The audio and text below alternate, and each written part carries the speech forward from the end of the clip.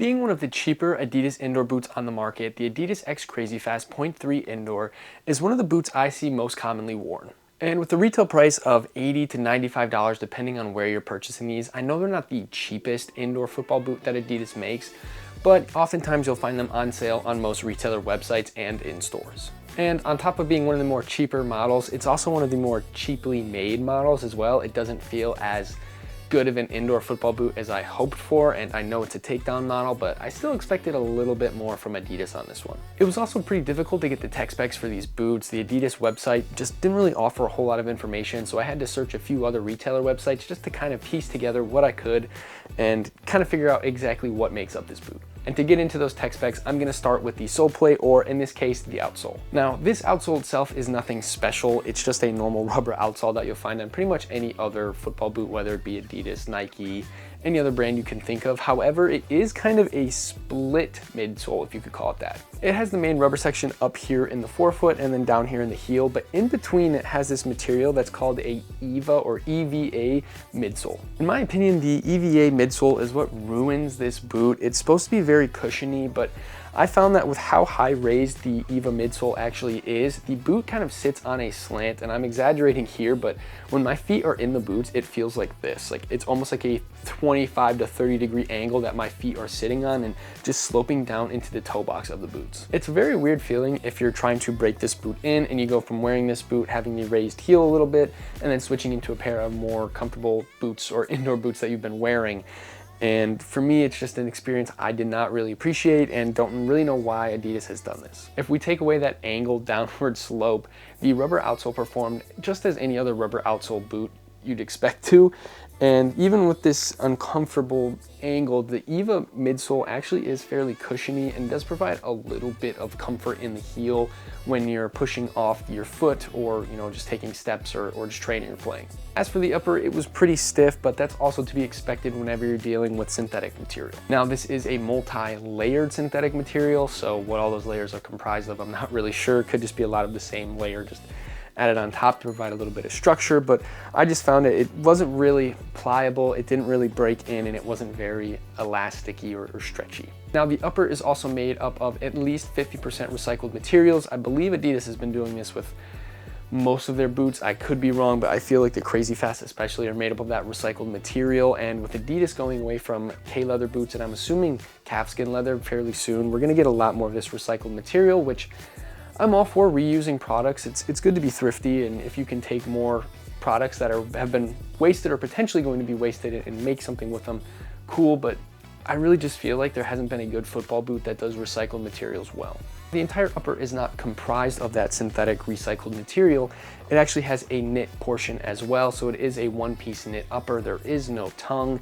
And I found this knit to be a little bit cheaper than what you would see on the Crazyfast .1 in the laceless laced, but that's kind of to be expected as well when you're dealing with a takedown model. And I want to say the upper is called the adapted circular upper, or I have it written down here, the adaptable 3D circular knit upper. I don't really know if that means much, and there is kind of a circular portion where you slide your foot in, so maybe it helps secure and make your foot a bit more snug in the boot, but to be honest, I just found it like any other normal knit upper, and there was no unique experience. I would say the touch on the ball is not very impressive and mediocre at best, being that this is not a very pliable upper. That's kind of to be expected. Now, when you have contact on the knit portion of the upper where your laces are, you get a bit more of a feel for the ball, especially with the futsal ball. That's what I was training mostly with these, but again, just not enough feel of the ball that I like when I'm wearing a pair of indoor boots. I think the Street Gatos do a very good job with that, and they're about the same price as these, and to be honest, they just really don't do a good job. As for sizing and overall fit of this boot, it's not the greatest. I went with my 9 US, which is my go-to size whenever I'm trying any boot from any brand, unless I have some insider information from friends who have worn the boot previously, and a 9 US fit me well lengthwise. It's probably one of the better fitting 9 USs I've worn so far. The problem is the width. These are very, very narrow boots, and if you have wide feet, these boots will not stretch and you're going to have a very uncomfortable time. That is my biggest grievance with these boots, is how uncomfortable they are because they do not stretch. Granted, if you have wide feet like myself, you should not force yourself into a pair of boots, But for the sake of reviewing boots, I do this a lot, and this is one pair of boots that was just not forgiving. If you're someone whose feet fit the Mercurials, the Vapor, any sort of narrow fitting boot, don't let my experience persuade you away from trying these if this is a boot you wanted. Just if you do have wide fitting feet and leather boots are often what you go with because of your feet, don't get these. You're gonna be in a lot of pain and it's going to be a waste of money. So overall, if I were to suggest you a size, get your normal size if you have narrow feet in whatever Adidas X boot you wear or whatever you wear in Nike. That's kind of what I'm basing this off of.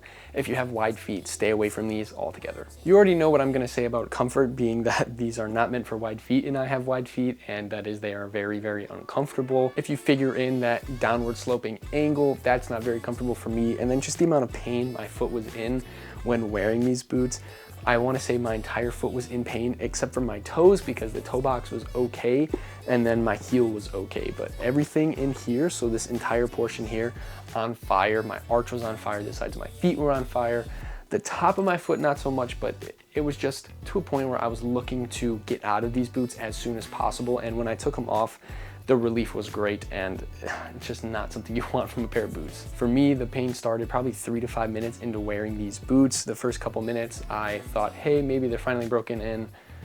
A minute later, no, they're definitely not. And that also means I cannot give you guys a good rating for durability because I maybe wore these an hour and a half max. I just could not bear to break these in and the pain was just not worth it. If we want to talk about one thing this boot actually has going for it, that's going to be lockdown. Lockdown on this boot is fairly decent. I like the heel cup a lot and how my foot actually sat in the boot, regardless of that downward slope, regardless of how little this boot actually stretched, it did hug my foot well. Now, is it hugging my foot well because my feet are wide and just pushing out as much as possible? Most likely yes, but still that adds to a little bit of extra lockdown if your foot's not sliding around at all in the boot. And you know, like I said, the heel cup's nice. I don't know if the secure feeling is from this 3D adaptable circular knit upper, whatever it was called, some crazy name, but no real issues there. And the little time I was wearing these, it was either on a turf pitch that had no rubber pellets in it or rubber beads or whatever you want to call them. And so usually I just wear flats on that kind of turf and was okay, no real slippage there. And then I also wore them on concrete and was doing just like a futsal individual training session, and lots of movements, lots of cuts, lots of back and forth motions, and absolutely no issues there. So maybe the best feature and only really good feature about this boot, besides the price, is going to be that lockdown. For me, personally. For you, maybe different. So my rating for this boot overall is a 5.8, which is an F. I think that's my worst rating ever for a pair of boots, and mostly just based on the fit. I just couldn't get over that, and that downward slope feeling, and just the overall lack of a decent indoor football boot, in my opinion. And that F rating is just mostly based on the way these boots are overall. I don't want you to think that you'll have the same experience, because I feel a few of the comments I've been getting are, don't listen to him, he doesn't know what he's talking about, I had a great experience with these boots. These are all just my experiences at the end of the day and what my personal rating is. It's the same reason I go head to head with almost everybody when I talk about the Hypervenom 1. Personally, I think it's a trash boot, but maybe you'll enjoy it more than I did. And maybe that's the same for this boot, but for me, 5.8 overall. I will at some point try to get the Crazyfast.3 indoor and see how much of a difference there actually is. I've heard it might even be a 1-to-1 upper of the FG outdoor version. So we'll see about that. I'm not entirely sure. That's all I have for you guys today. Thank you for watching. If you like this video, if you like other videos, please make sure to subscribe and check out the rest of the videos on our channel. It means a lot to me. And with that, I'll see you guys in the next review.